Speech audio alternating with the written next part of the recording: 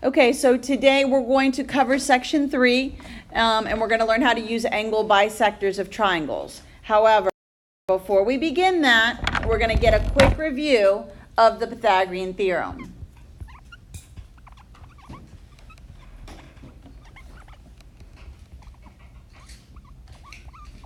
All right, and the Pythagorean theorem, it's a formula that you'll memorize. So as long as you know your ABCs, it's easy to remember. It's a squared plus b squared equals c squared. Now, the a and the b represents the leg of the right triangle. This formula is only for right triangles. And the legs are a and b. So it really doesn't matter which side you label as a or which side is b. What's important here is the hypotenuse. The hypotenuse is always the c squared, or the c. And in this case, actually it's not going to be squared in the triangle picture here. These are just single variables. So I have a, b, and c. Where c is the hypotenuse, it's always the longest side. We will use this to find missing side lengths of right triangles. Sometimes you'll be missing a leg, sometimes you'll be missing a hypotenuse. Yes? Does it matter which one's A and which one's B? No. So if you wanted to label your picture, and let's say you wanted to put the B here and the A here, it doesn't matter. Just know that A and B are the legs of the triangle. Okay, so now I'm going to actually put in some numbers here, and I'll show you how we're going to solve these. Yes? Is the homework due tomorrow? It's due Monday when we come back. So you have, like a week. Yeah. What are we doing on Monday? When we come back? Yeah. When we come back, we're reviewing for the quiz. So we learned the 3 lessons for the quiz. This will be the last one we're learning today. And then on Monday, we're going to review those 3 lessons again. And then the quiz is on Tuesday. If I'm not here on Monday, does it take the quiz on Tuesday? That's up to you. All right. Okay. I will make a video of the review. All right. I think I'm going to have you guys turn in the study guides this time as homework, whether or not I grade them, but I think I'm going to have you turn them in. Okay. Any questions on Pythagorean theorem? All right. Let's get in. So, for example, let's say you have a right triangle, and let's say they give you the legs, 3 and 4, and they want you to find this missing side. Sometimes they're going to label it as C. Other times they're just going to put a variable, an X. But just know that this diagonal side is always your C, which is your hypotenuse. So I'm going to plug in the 3 and the 4 into the formula, and I'm going to try to find the length of C. So I would do 3 squared. So let's say I make the 3A, the 4B. Again, it doesn't matter. You're going to plug them in. You must follow PEMDAS. You can't add 3 and 4 first. You have to square them first. So 3 squared is 9. 4 squared is 16. And it still is equaling the C squared. I'm going to add them. And then to find what C is, not C squared, I have to square root this. And this should have been something you learned how to solve variables that have an exponent, how to solve these in Algebra 1. So you square root it, and you get the length of C as 5. Now, let's say they give you the hypotenuse and not both legs. So let's say we have, and let's say the angle bisector, let's say it's a 24. Say one of the legs is 24, hypotenuse is 25, and we're trying to find this leg. Again, this could be A, this could be B, and then this is C. So again, A squared plus B squared equals C squared. So this time I don't know A, I do know B is 24, and I know C is 25. I'm now going to actually square them.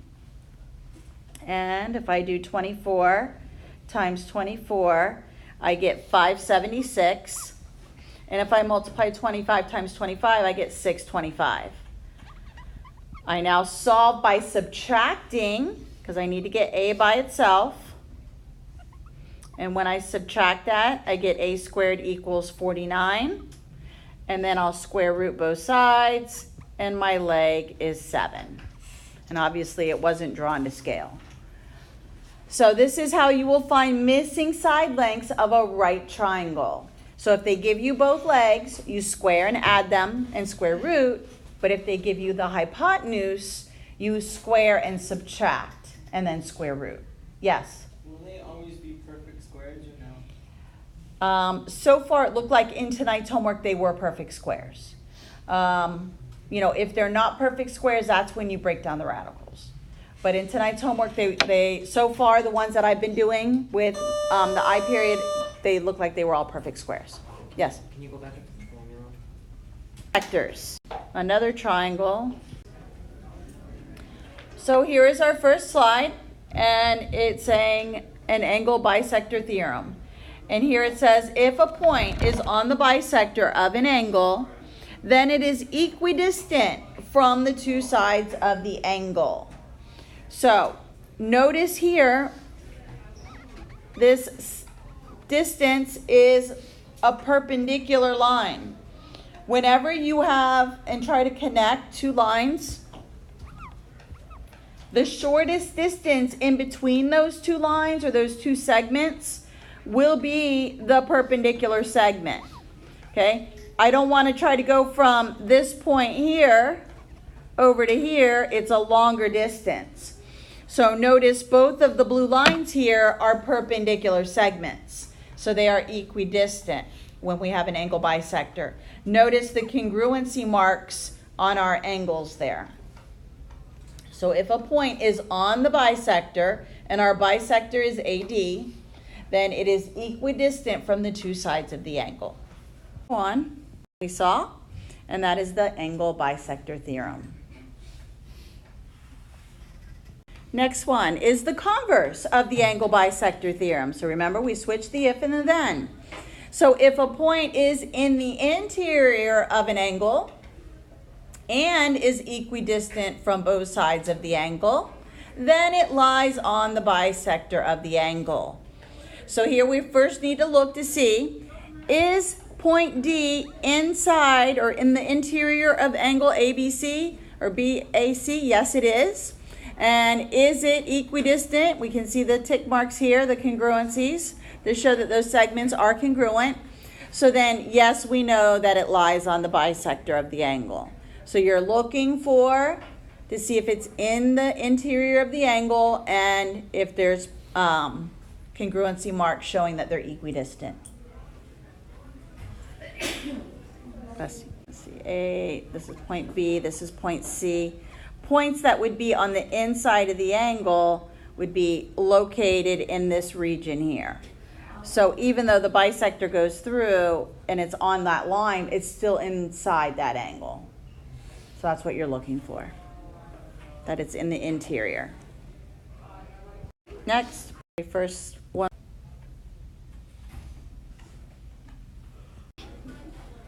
Now we're going to have, the next theorem is the concurrency of angle bisectors of a triangle. The angle bisectors of a triangle intersect at a point that will be equidistant from the sides of the triangle. So in this picture, all of the blue lines are congruent, and those are all the perpendicular bisectors, and they're all equidistant. Okay, so every triangle here is going to have 3 bisectors because we have 3 vertices. Okay, so in this picture, I could say that EP is equal to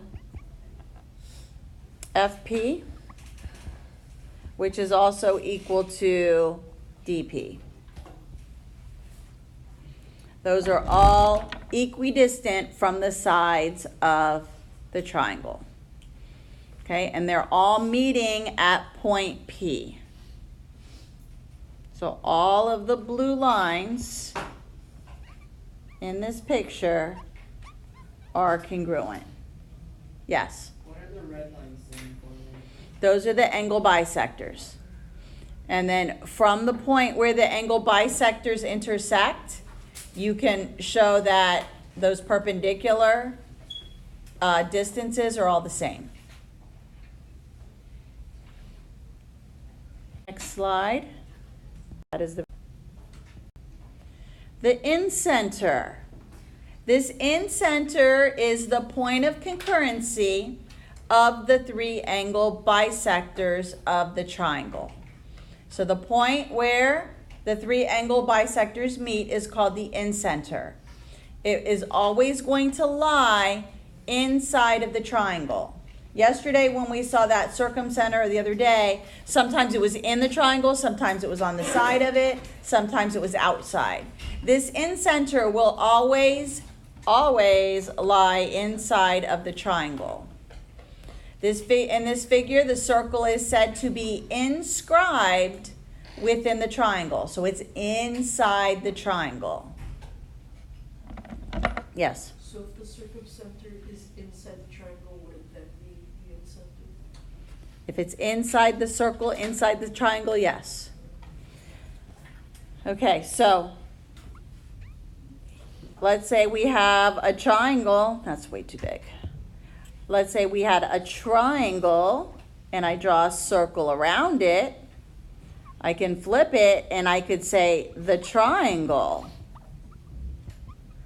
is inscribed the circle. So if you draw your picture and now draw the triangle inside the circle, you can flip it around and say the triangle is inscribed within the circle or in the circle. Anybody need this slide? Okay, next. Now we're going to do some examples. Okay, so in our picture here, notice I have two congruent angles. They're both 27. I've got some perpendicular lines here going to the outside edges of the triangle. What can I determine that x is?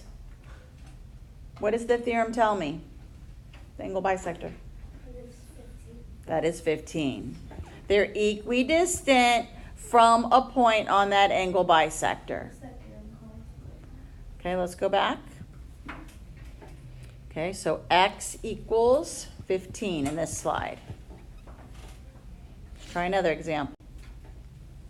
Here we have two angle measures. Notice the little degree mark indicating it's an angle measure. But this time the distance from a point on the angle bisector is congruent. And again, it's the perpendicular distance. So what could we do to find the value of x here, Alex? Equal them to each other. Good. Okay, because we know by the converse that we can do that these two angles are going to be congruent. So let's go ahead and set them equal to each other to find the value of x. Doesn't matter which way you move your x to get it together, it's still going to give you the same answer, and x is going to equal 11. So in this question, it only asked me to find the value of x. It didn't ask me to find the angle measure. If it did, I would have plugged it back in. Good on example 2? No? Slide, here we go. All right, so here, again, it wants us to find the value of x. Notice I've got my congruent angles here. And I've got a point that's on this bisector, and then I know that the perpendicular distance is going to be the shortest, and I know that these two sides are congruent. So I will set them equal to each other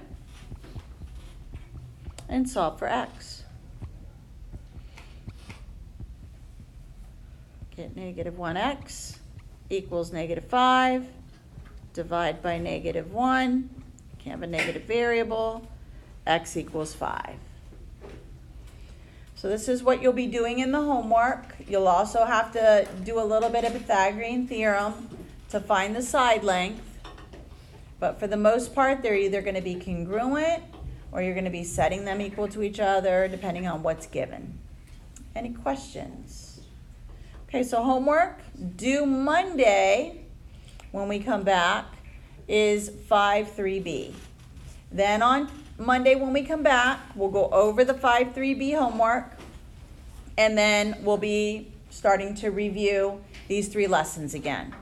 And again, my recommendations to you are start learning all this vocab and all these theorems. It's a lot of information.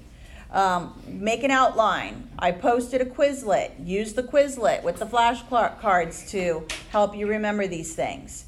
I wouldn't wait. Try to do a little bit over, Thanksgiving. Handwrite an outline if you don't want to take your iPad with you if you're traveling, but try to start looking at it. We will review on Monday, and then the study guides, I think I'm going to collect. I'll post them, and then the quiz is Tuesday. All right, that is it.